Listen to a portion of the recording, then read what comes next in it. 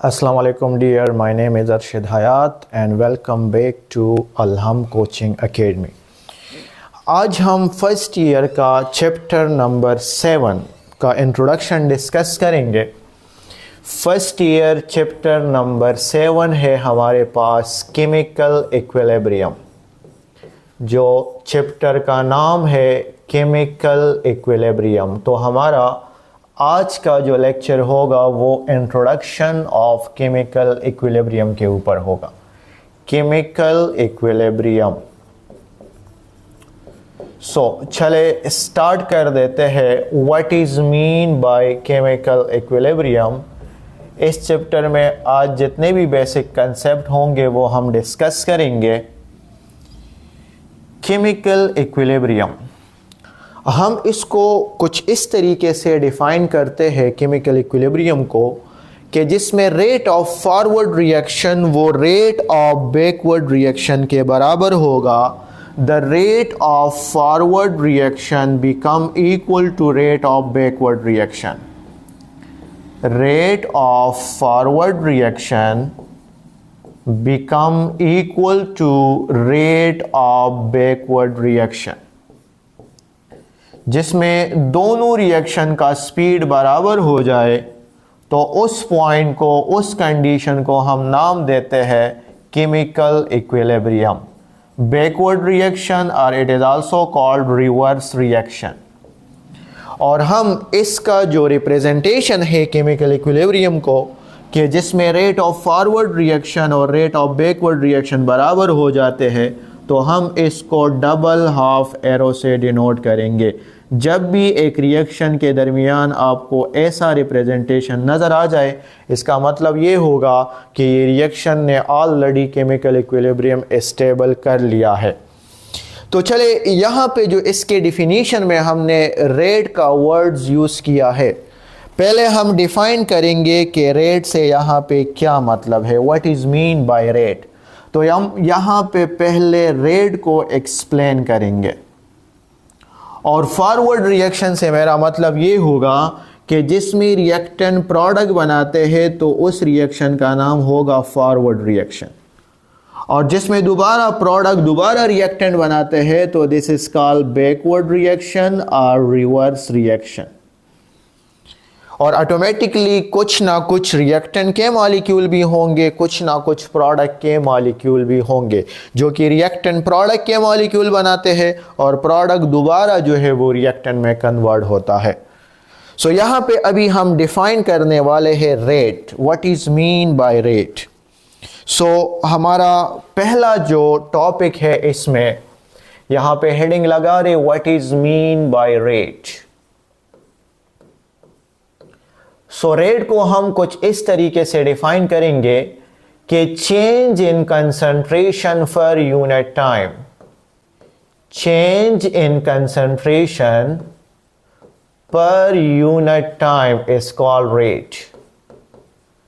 Change in concentration per unit time. So यहां पे जो हमने लिख लिया है ना कि यार रिएक्टेंट कन्वर्ट हो रहा है प्रोडक्ट में और प्रोडक्ट दोबारा कन्वर्ट हो रहा है रिएक्टेंट में, ठीक है। तो ऑटोमेटिकली इस रिएक्टेंट के कुछ ना कुछ मॉलिक्यूल्स होंगे, उसका कुछ ना कुछ कंसंट्रेशन होगा। सो इस कंसंट्रेशन में पर यूनिट टाइम में जितना चेंज आता है तो दिस इज कॉल्ड रेट। अगर आप जो है प्रोडक्ट के मॉलिक्यूल को ले रहे हो तो प्रोडक्ट के कंसंट्रेशन में पर यूनिट में जितना चेंज आता है this is called rate. So change in concentration. तो यहां पे अगर मैं आपको बता दूं कि यूनिट ऑफ रेट क्या होगा।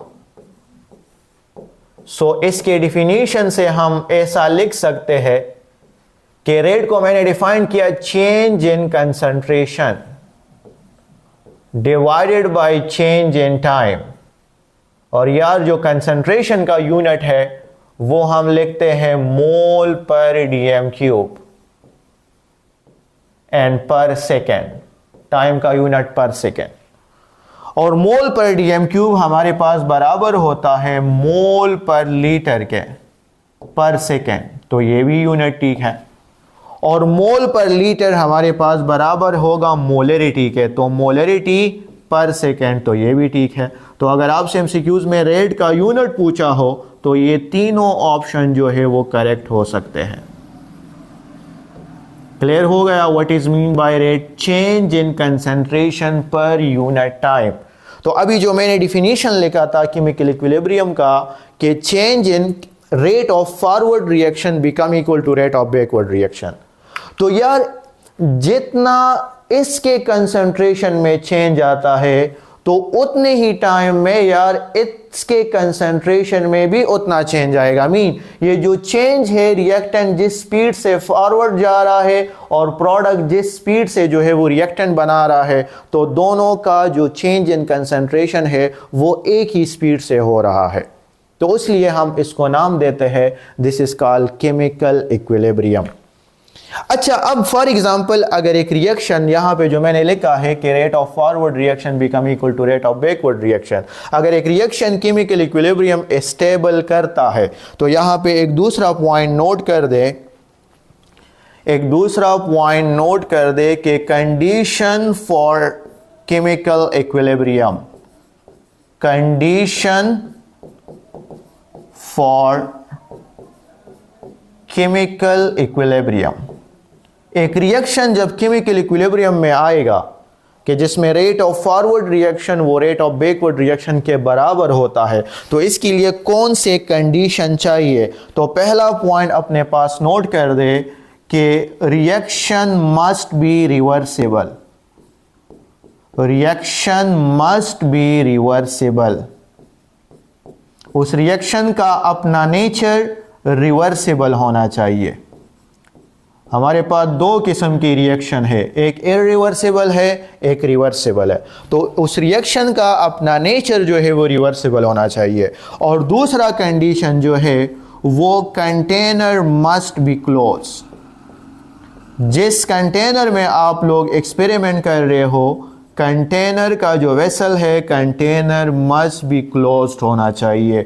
ओपन कंटेनर में यार कभी भी केमिकल इक्विलिब्रियम स्टेबल नहीं हो सकता। यहाँ पे फॉर एग्जांपल अगर मैं आपको बता दूं कि इस कंटेनर में आप लोग एक्सपेरिमेंट कर रहे हो तो इस कंटेनर का जो वेसल है, जो ऊपर ढक्कन है, वो मस्ट बी क्लोज्ड होना चाहिए। अगर कंटेनर क्लोज ना हो तो कभी भी एक इक्विलिब्रियम, कभी भी एक रिएक्शन केमिकल इक्विलिब्रियम स्टेबल नहीं कर सकता। रेट ऑफ फॉरवर्ड रिएक्शन जब भी रेट ऑफ बैकवर्ड रिएक्शन के बराबर होता है तो उस पॉइंट को हम केमिकल इक्विलिब्रियम कहते हैं।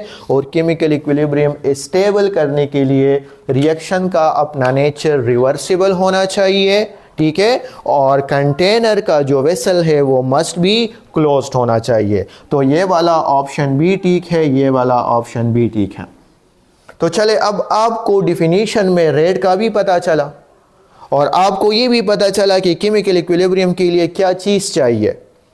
तो अब क्वेश्चन ये है कि इस चैप्टर में आप स्टडी कर रहे हो रिवर्सिबल रिएक्शन, तो आपको कैसे पता चलेगा कि यार कौन सी रिएक्शन बाय नेचुरली रिवर्सिबल होते हैं और कौन से इरिवर्सिबल होते हैं। तो this is point number first, basic introduction में आपको रेट का पता चला। पॉइंट नंबर सेकेंड, यहां पे अभी हम डिस्कस करने वाले हैं reversible and irreversible reaction. Irreversible reaction,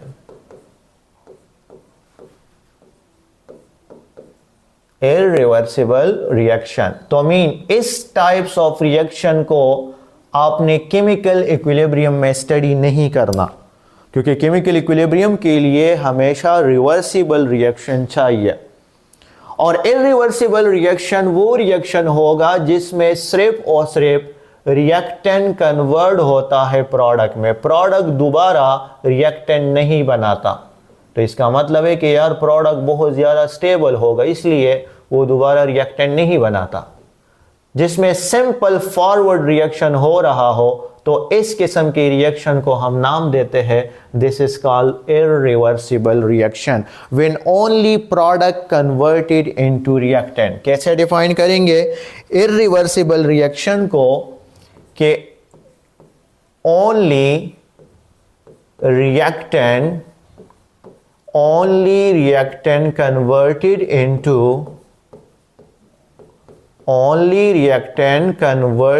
into product, और इसको हम रिप्रेजेंट करेंगे सिंगल एरो से। और इस किस्म के रिएक्शन को हम नाम देते हैं फॉरवर्ड रिएक्शन, जिसमें रिएक्टेंट सिर्फ और सिर्फ प्रोडक्ट बनाता हो। तो हमारे पास समझाने का मतलब ये है कि आपने पता कैसे लगाना है कि कौन से रिएक्शन इररिवर्सिबल होंगे, किस रिएक्शन को आप केमिकल इक्विलिब्रियम में स्टडी नहीं करोगे। तो पॉइंट नंबर फर्स्ट नोट कर दे, example of irreversible reaction.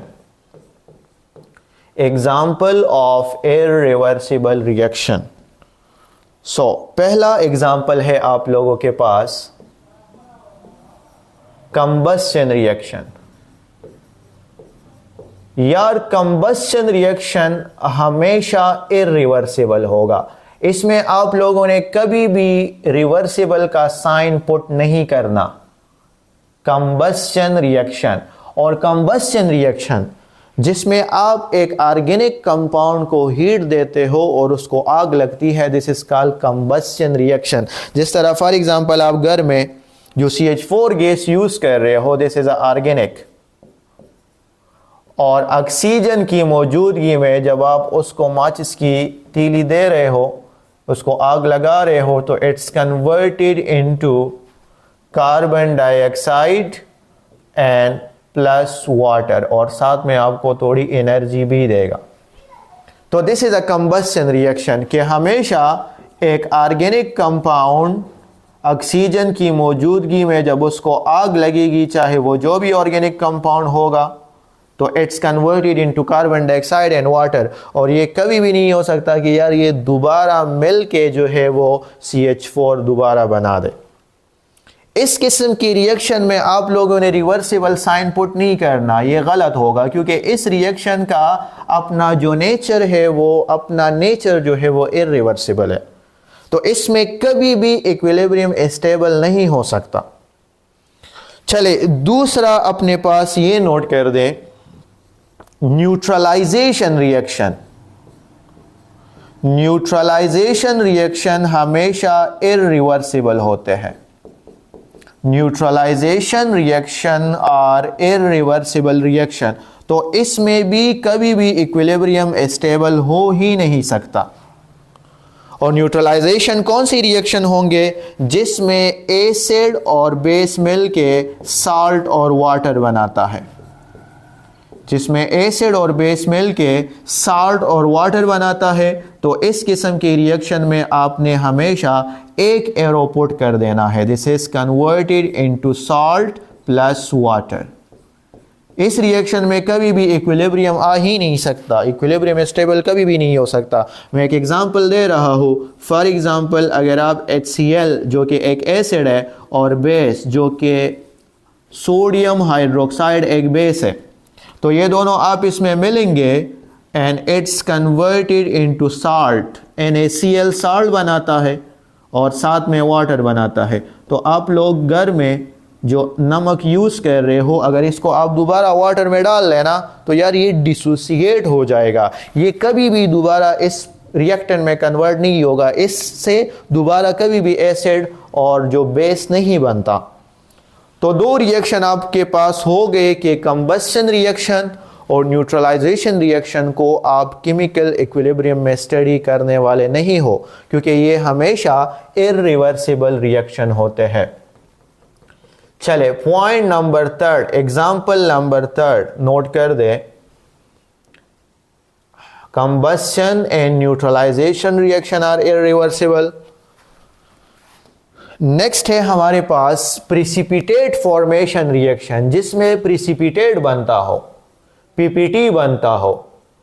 PPT precipitate formation are irreversible reaction. जिसमें आप कोई दो केमिकल को मिलाते हो और बीकर के बॉटम में कोई प्रिसिपिटेट बन जाए, तो यार ये कभी भी दोबारा रिवर्सिबल हो ही नहीं सकता।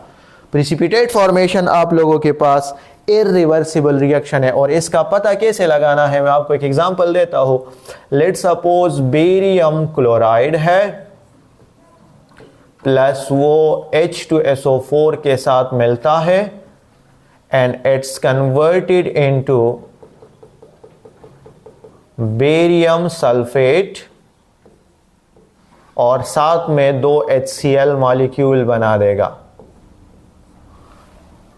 तो जो प्रोडक्ट में अगर प्रिसिपिटेट बनता हो ना, अगर प्रोडक्ट में प्रिसिपिटेट बनता हो तो उसका रिप्रेजेंटेशन में इस एरो से करूंगा। जब भी एक ऐसा एरो लिखा हो तो इट्स मीन के यार ये जो चीज है ना, ये प्रिसिपिटेट बन गया, ये बॉटम बीकर के बॉटम में आखिर में रह जाता है। तो इस रिएक्शन के दरमियान में आपने रिवर्सिबल साइन पुट नहीं करना। मैं आपको एक दूसरा एग्जांपल बता देता हूं। NaCl है, आप सिल्वर नाइट्रेट के साथ डाल लें, ठीक है, ये पॉजिटिव, ये नेगेटिव, ये पॉजिटिव, ये नेगेटिव, जिस तरह पॉजिटिव नेगेटिव, तो it's converted into Ag silver chloride बन जाता है और साथ में NaNO3 सोडियम नाइट्रेट बनेगा। तो अब पता कैसे चलेगा, इसके लास्ट में मैं इस प्रोडक्ट के लास्ट में यहां पे एक ऐसा एरो डिनोट करने वाला हूं। तो इट्स मीन कि ये जो AgCl बन गया है ये प्रिसिपिटेट है। तो इस रिएक्शन में कभी भी इक्विलिब्रियम स्टेबल हो ही नहीं सकता। And the next one is ionic reaction.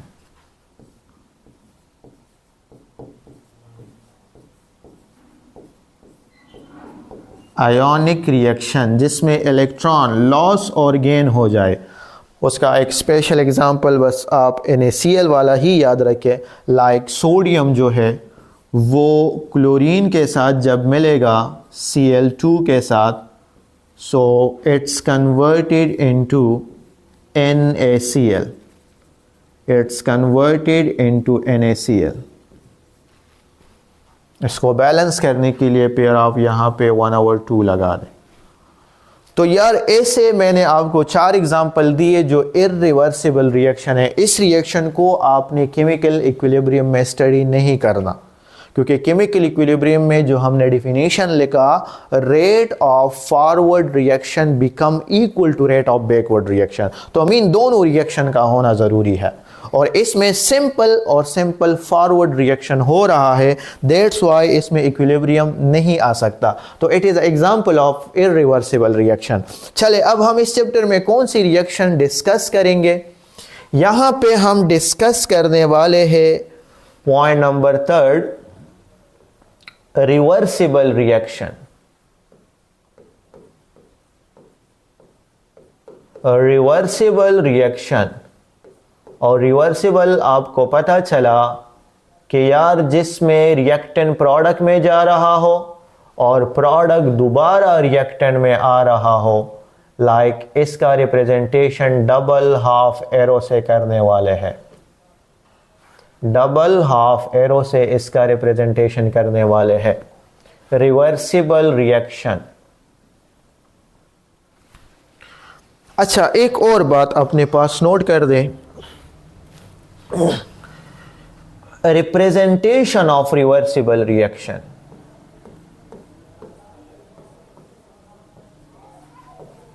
Representation of reversible reaction. अब आपको पता चला कि यार डबल हाफ एरो से डिनोट करेंगे, जिसमें फॉरवर्ड रिएक्शन भी होगा, जिसमें बैकवर्ड रिएक्शन भी होगा। तो चले पहला ऑप्शन में मैं ये दे देता हूं, दूसरा option option number C.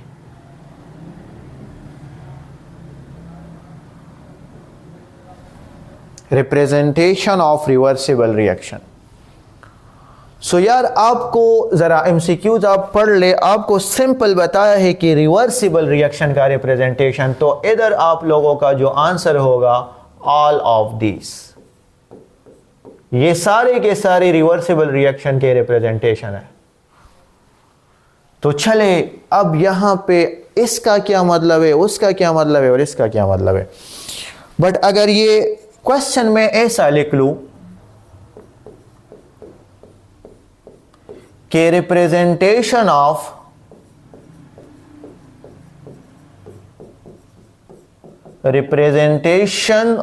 Equilibrium, representation of chemical equilibrium, तो फिर आप लोगों का जो यहां पे आंसर होगा वो सिंपल ऑप्शन नंबर ए होना चाहिए।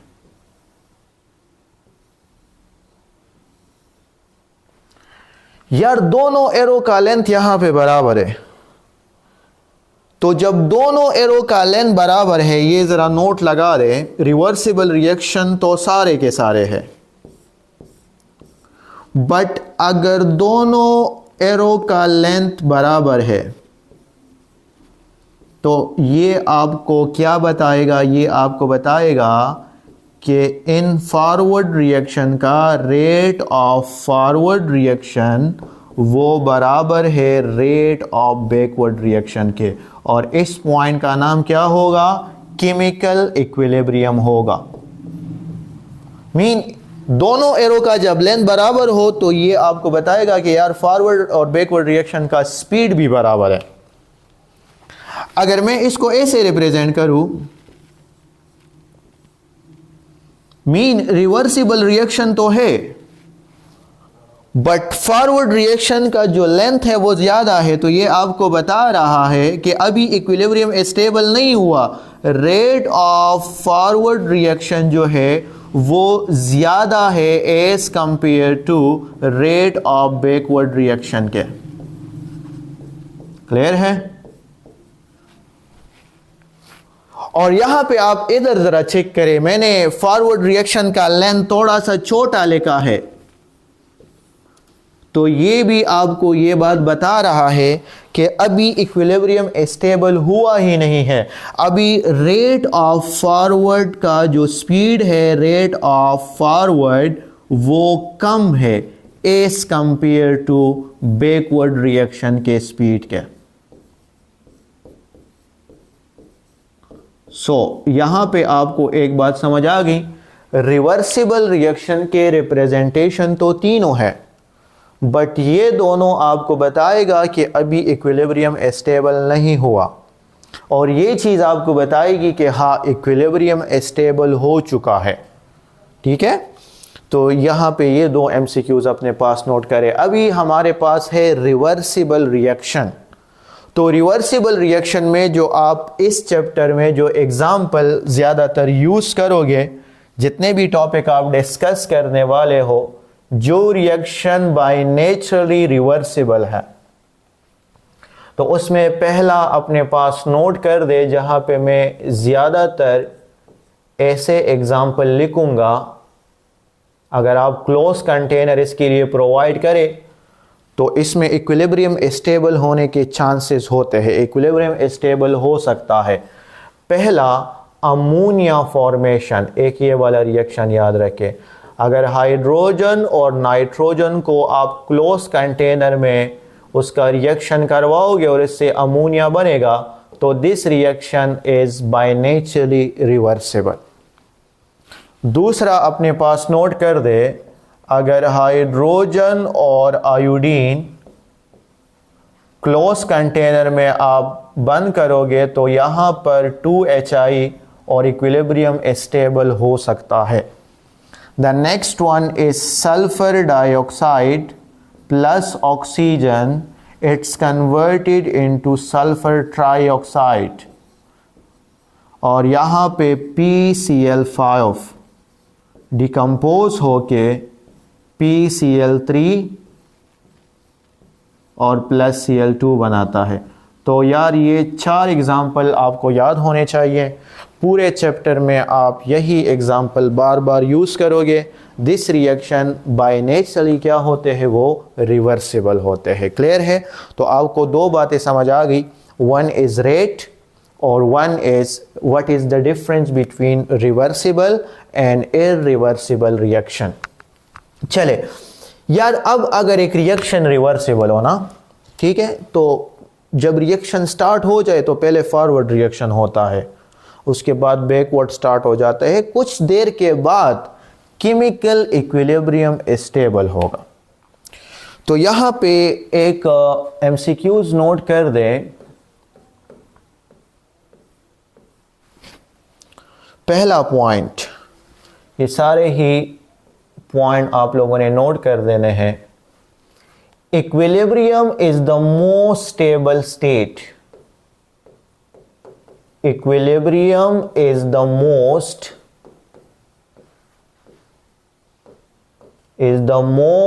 stable point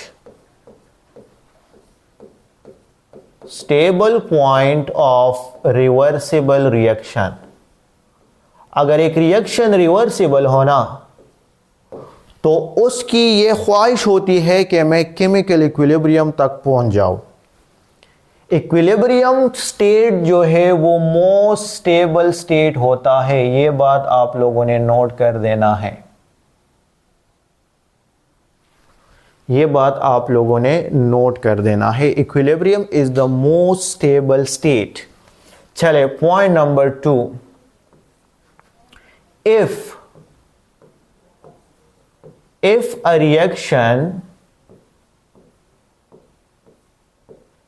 a reaction establish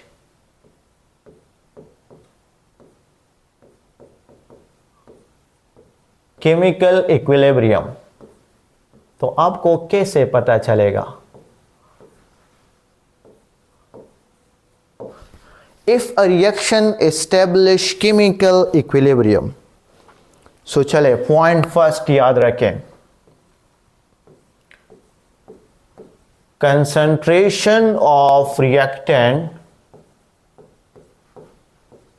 and product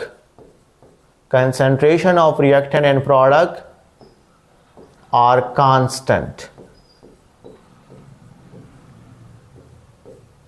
आप सोचे ना यार, जिस स्पीड से रिएक्टेंट प्रोडक्ट बनाता है उसी स्पीड से दोबारा प्रोडक्ट रिएक्टेंट भी बनाता है। तो ना तो यार नेट चेंज रिएक्टेंट में आने वाला है और ना ही नेट चेंज प्रोडक्ट में आने वाला है। तो अगर आप उस रिएक्शन को 10 साल बाद भी स्टडी करोगे तो उतने ही प्रोडक्ट होंगे, उतने ही रिएक्टेंट होंगे। तो ये वाली बात ठीक होगी। दूसरी बात, कलर अगर उसका है कलर आर नॉट चेंज, उसके बाद कलर में चेंज आने वाला नहीं है। केमिकल इक्विलिब्रियम अगर स्टेबल हो गया तो सॉल्यूशन का कलर फिर चेंज नहीं होगा। पॉइंट नंबर 3, डेंसिटी, उसमें चेंज आने वाला नहीं है, डेंसिटी कांस्टेंट हो जाती है। ये वाली बात भी ठीक है। और प्रेशर जो है यार वो भी कांस्टेंट हो जाता है। तो यार ये सारी बातें ठीक होगी अगर एक रिएक्शन ने केमिकल इक्विलिब्रियम को स्टेबल कर लिया, तो ये सारी बातें ठीक होगी। सही है?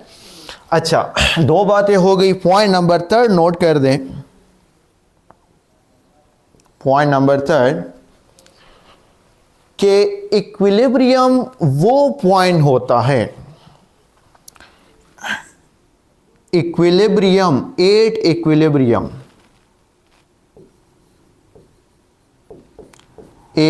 इक्विलिब्रियम जहां पे ना कंसंट्रेशन ऑफ रिएक्टेंट कभी भी 0 नहीं हो सकता, और कभी भी 100 भी नहीं हो सकता। This is a beauty of reversible reaction. लेकिन इरिवर्सिबल में यार एक टाइम आएगा कि सारे के सारे रिएक्टेंट प्रोडक्ट में चले जाएंगे। और हाँ, ये भी याद रखे कि कभी भी concentration of product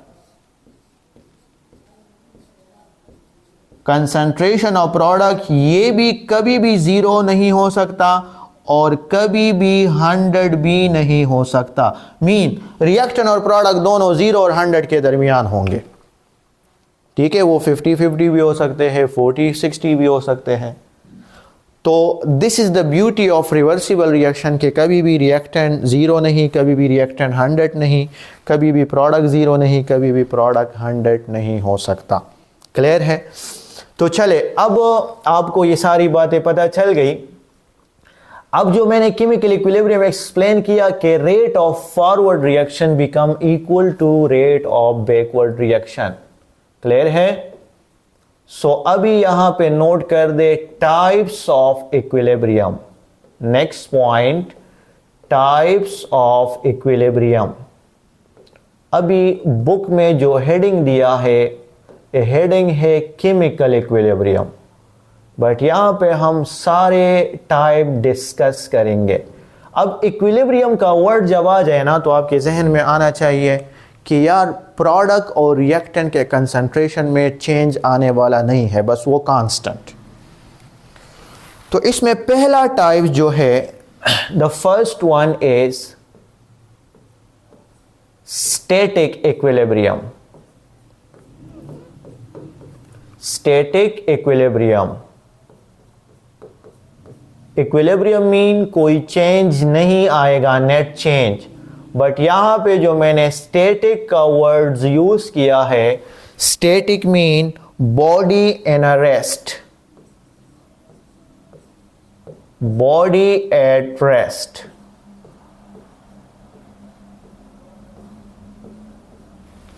for example ये पेन है, मैंने यहां पे रख लिया, मैं कल आ जाऊं यहां पे होगा, मीन ये बॉडी जो है वो रेस्ट पोजीशन में है। तो अगर कोई बॉडी रेस्ट पोजीशन में हो तो उसको हम नाम देते हैं स्टैटिक इक्विलिब्रियम। बट हमारा काम जो है वो दूसरे नंबर से होगा। The second one is dynamic equilibrium. Dynamic equilibrium, so dynamic mean process stop नहीं है, प्रोसेस कंटिन्यू है। प्रोसेस कंटिन्यू है, बॉडी रेस्ट में नहीं है, बट कोई नेट चेंज नहीं आ रहा।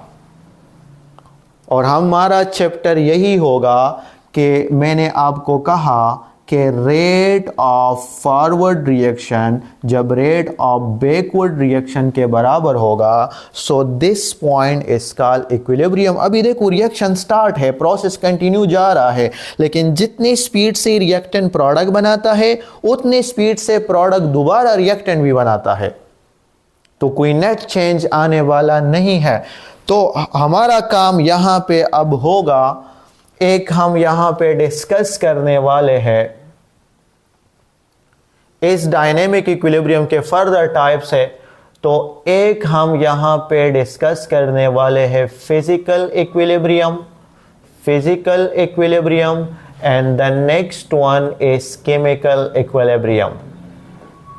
अब आपको पता चला कि यार इक्विलिब्रियम हम डायनेमिक डिस्कस कर रहे हैं कि प्रोडक्ट कंटिन्यू जा रहा है लेकिन कोई नेट चेंज आने वाला नहीं है।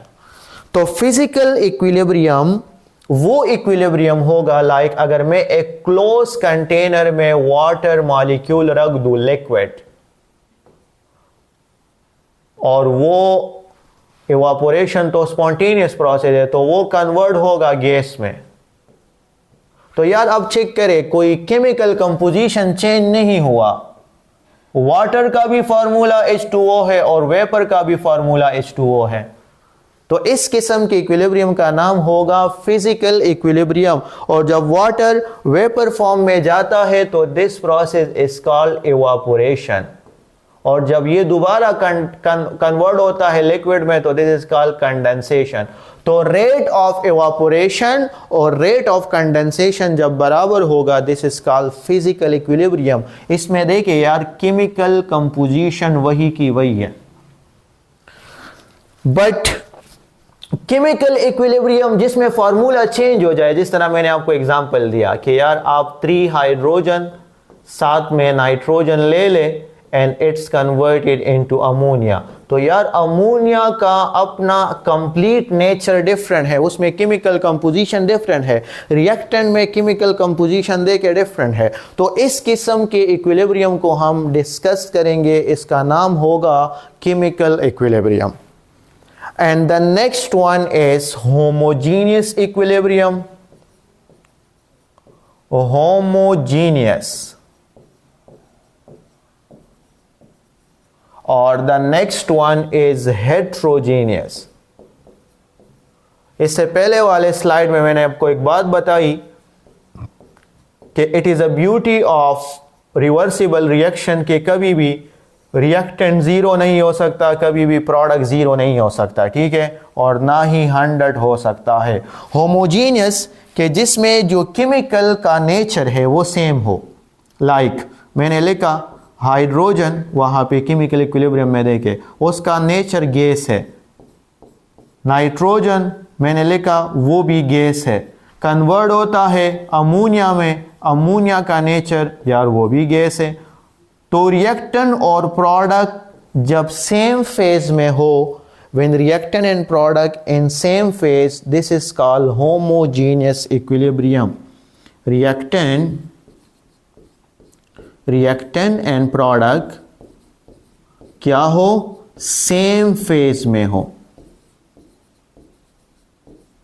Same phase, state of matter जिसको हम लिक्विड सॉलिड गैस से रिप्रेजेंट करेंगे। और हेट्रो जिसमें फेज डिफरेंट हो जाए, फॉर एग्जांपल कैल्शियम कार्बोनेट, उसका नेचर सॉलिड है, it's converted into calcium oxide, यार ये भी सॉलिड है, और साथ में कार्बन डाइऑक्साइड बनाता है जो कि गैस है। तो अब यार सॉलिड भी है गैस भी है, इसको हम हेट्रोजीनियस इक्विलिब्रियम कहते हैं, ठीक है। और इक्विलिब्रियम का वर्ड जब यूज किया इसका मतलब है रिएक्शन का नेचर रिवर्सिबल, और इसके लिए आप लोगों ने क्लोज कंटेनर प्रोवाइड किया है। अच्छा, नेक्स्ट पॉइंट है, ये बात याद रखें,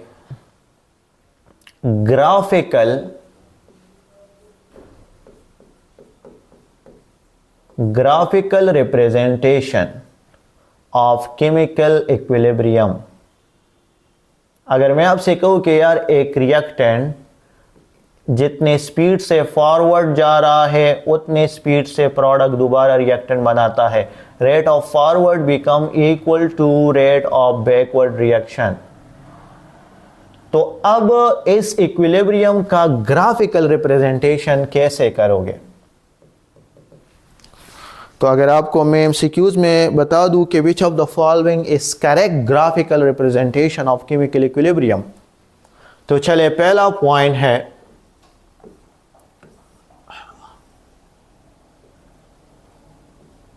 वाई एक्सिस पे मैं कंसंट्रेशन ले रहा हूं, एक्स एक्सिस पे मैं time, change in concentration per unit time. चले B number,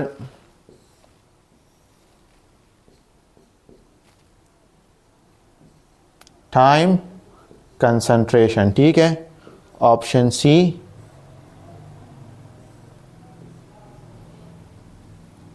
same to same time और कंसंट्रेशन। अब आप सोचे ज़रा कि जब टाइम स्टार्ट नहीं था तो प्रोडक्ट ज़ीरो थे, रिएक्टेंट ज़्यादा थे, ठीक है। चले टाइम स्टार्ट हो गया, टाइम स्टार्ट हो गया, प्रोडक्ट बढ़ रहे हैं, रिएक्टेंट कम हो रहे हैं।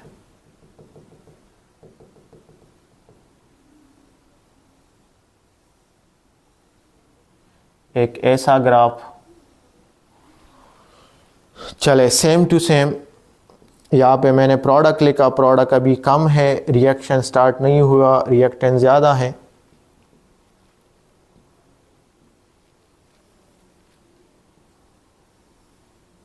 नेक्स्ट ग्राफ ऐसा, और let's suppose this is product, this is reactant. Next graph ऐसा।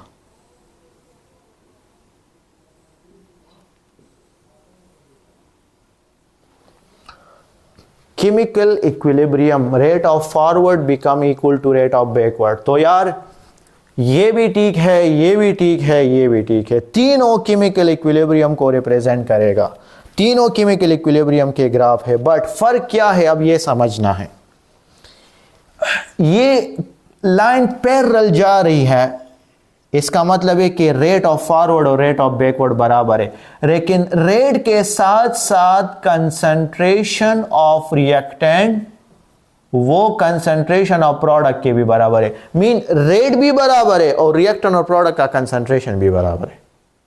अब ये देखिए, रिएक्टेंट थोड़ा ऊपर है उसका लाइन, तो क्या मैं लिख सकता हूं कि इस कंडीशन में कंसंट्रेशन ऑफ रिएक्टेंट वो ज्यादा है प्रोडक्ट से। मीन रेट बराबर है, रेट, बट कंसंट्रेशन रिएक्टेंट का ज्यादा है। और हमने केमिकल इक्विलिब्रियम के डेफिनेशन में तो लिखा कि रेट बराबर होना चाहिए, तो यार रेट तो बराबर है। और यहां पे यार प्रोडक्ट का लाइन ऊपर है, तो ये आपको बता रहा है कि इस कंडीशन में कंसंट्रेशन ऑफ रिएक्टेंट वो कम है और प्रोडक्ट ज्यादा है। तो हाँ, अपने पास ये बात याद रखे कि when a reaction establish chemical equilibrium, chemical equilibrium में रेट बराबर होना चाहिए, रेट ऑफ फॉरवर्ड रिएक्शन वो बराबर होना चाहिए रेट ऑफ रिवर्स रिएक्शन के। तो आपका काम सिर्फ और सिर्फ रेट से होगा। कंसंट्रेशन बराबर भी हो सकता है, कंसंट्रेशन रिएक्टेंट का ज्यादा भी हो सकता है, और कंसंट्रेशन प्रोडक्ट का ज्यादा भी हो सकता है। तो ये तीनों ग्राफ जो है वो केमिकल इक्विलिब्रियम के लिए ठीक होंगे। So this is the introduction of chemical equilibrium.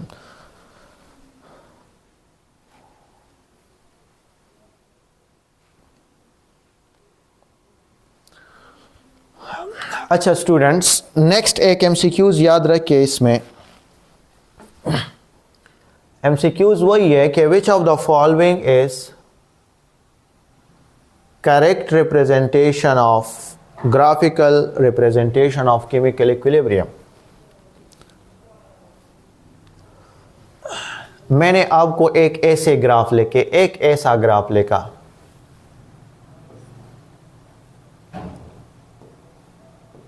वही टाइम, और अब वही एक्सिस में मैंने लिखा ROR, rate of reaction. Rate वहां पे मैंने लिखा था कंसंट्रेशन, यहां पे मैंने लिखा रेट ऑफ रिएक्शन।